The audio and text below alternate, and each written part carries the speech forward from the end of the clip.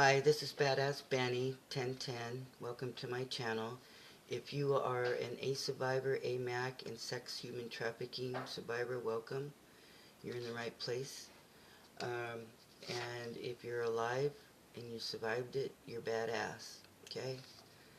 I wanted to talk about rape trauma syndrome, and I know we've done another video on it, and I do one video, one take. I say my prayers and go for it. And I like about this handout that I have, I like how it's expressed, how it is explained. And with rape trauma syndrome, there's 3 stages. There's the acute stage, the studio stage, and the resolution stage. So stage 1, the acute stage, this stage has 2 emotional styles. And you'll see this in someone who had just been raped or sexually assaulted. The express style, like feelings of fear, anger at everyone but the perpetrator. This may be directed at law enforcement, the hospital staff, rape crises, sexual assault advocate, or themselves. Anxiety showing through crying, and that's your total PTSD. Sobbing, smiling, some survivors smile. They're not connected to their body. Restlessness, tension. In extreme cases, survivors may bite, scratch, or hit themselves or tear their hair out. And sometimes I've seen survivors have attacked advocates. The acute stage, the second emotional style, is called the controlled style. Feelings that are masked or hidden.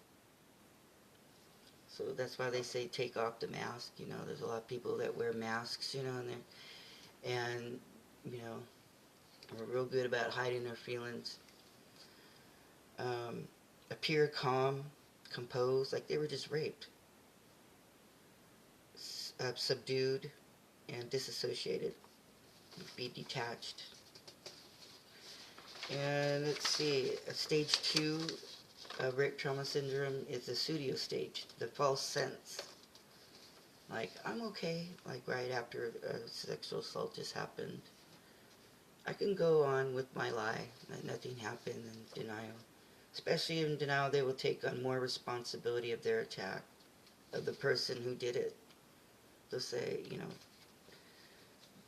the person that raped them, they'll take responsibility.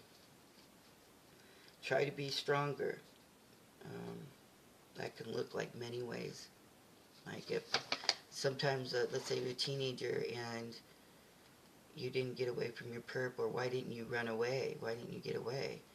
And you beat yourself up in your head about not trying harder to get away, or whatever the circumstances is.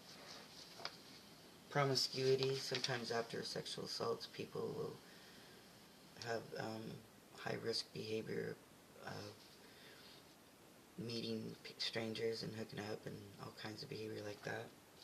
Or they could be married and sometimes go out on their partners, men or women. Move constantly. You're constantly moving. You could be work too. You're constantly going from state to state, country to country, constantly on the move, to not to feel. Teens are more vulnerable due to not recognizing mortality. They are stuck in the pseudo stage, especially if they have been molested. That means an adult molested a child, 18 and under. They will never learn boundaries. I don't, you can, one thing about survivors, and this is one thing that, sometimes I get a little brain fart, but why do some perpetrator sexual assault survivors become perps? And why do some don't? And it has to do with coping. It's all about coping. It's how the person copes. And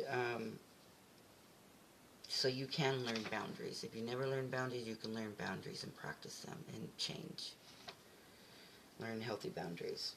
Okay, the main focus of the survivor is suppression of the attack while trying to stay conscious and live life. They will use whatever it is available to avoid feeling the feelings of the attack.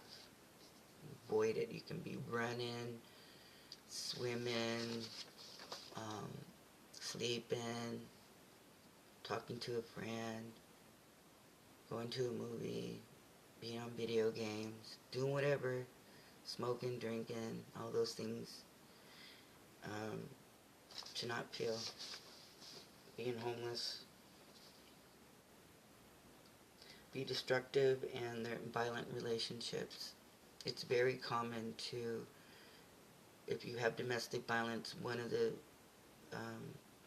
couple, the person in a couple, if it's intimate violence, one of them is an AMAC survivor. And you always will have domestic violence until you look at it. Look at your sexual assault issues. Stage 3, the resolution stage, empowerment. And one way to get empowered, sexual assault survivors do, it depends on what stage. Martial arts, learning how to protect yourself, things that bring you up. So you've got to connect with the feeling, feel it, cry, feel suicidal, whatever's coming up, and then you call somebody and you say, I need help. I'm not feeling right. I can't tell somebody how they're feeling. But no, we have to, as survivors, we feel these feelings and we go through it. There's no way else. And there's different ways to go through it without having to be re-traumatized again, and that's where EMDR comes in. And we'll talk more about that later. They want to get on with their life. Like, the last, when I was doing EMDR for 5 years, and I stopped at 48, and said, I just want to live my life and have joy. Because of what I've learned, and I'm going to share my story after this, and why I want to continue with my life and do what I'm doing right now and share my story to help others. That's what we want to do. We're here on this earth to learn lessons, earth lessons, life lessons, and we're all about sharing experiences, and hopefully we learn and have a better life from it. Excuse me. So, yeah, I want to get on my life and have joy, not be stuck. I feel like I've gotten to a point where, looking at the inner child, doing the inner child healing, I started at 12, and someone a teacher at the junior high school that I was having flashbacks. She referred me to a university, behavioral health, and I did on my own and got help. They videotaped me, was through the child development behavioral health portion of the university, and asked me questions and things like that, and that was my beginning of my healing. And also finding God. My friend and I wanted to know where God was, so we went all these different churches, And at 15, after a lot of, at 15 is when I went to a rape crisis clinic and got help by myself.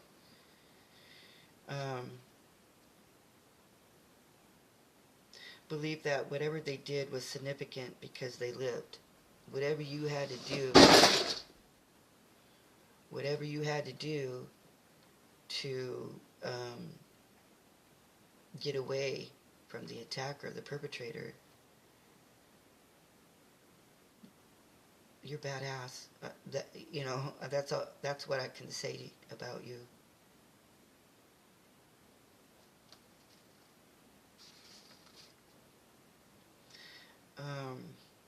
Reporting becomes not important if they did not report. I reported, I'm 56, so I reported a rape. It was at the high school that I was going to. One of the yard narcs was perpetrating on students. It happened to me, but there was no. I left. I walked away. And I can talk about my stories later, but I wanted to it helps me to explain things, my experiences. So, but you can report at any time. In each state, reporting is different. So it's like going into a new country in each state. So learn what the laws are. They shake the should have, could have, and would haves out of their belief system. Shoulda, woulda, coulda. Should have done this. Should not have wore a short skirt or short shorts or been drinking. There's many, many different ways that we could put ourselves down, and just don't do it. We put the responsibility and everything back onto the perpetrator or perps. To be more than one. Change the negative feelings of guilt and shame into powerful feelings. You have to work through the guilt and then shame and work on getting rid of those through therapy or cognitive therapy. And I try to, if I think of it, it's kind of like this, if I think of a negative, one negative, I come up with two positives in my brain, and it does take work and time. And you're worth it. At any time, you're worth it. Change I didn't do enough into I can take care of myself. So it's changing negative feelings into positive affirmations by changing risky behavior and living in the now. So I do have complex PTSD, and that is from sexual assault trauma from a baby toddler on up, pretty much most of my adult life. And I'm single now and divorced, and I have learned so much about myself and wanted to work on my sexual assault issues so that I didn't become a statistic. And in some ways I still became a statistic because I got married 3 times. And they say that sexual assault survivors marry a lot. And I'm not into that. I was not married in church, and so I believe my next person would have to be loving, kind, caring, thoughtful, has good boundaries, and knows their sense of self and not mesh with me, and harmony. We deserve it. And if we want that joy and love, we've got to work for it through your AMAC stuff, the inner stuff, whatever is blocking you from achieving the way you desire, the way that we deserve to be loved. Love, it's not sex, it's love, caring, intimacy. It feels different than the sex, if that makes sense. And a lot of people get sex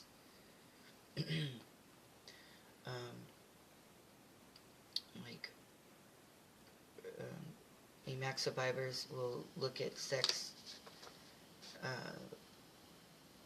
trying to think about love. It's kind of like this. It's just mixed up.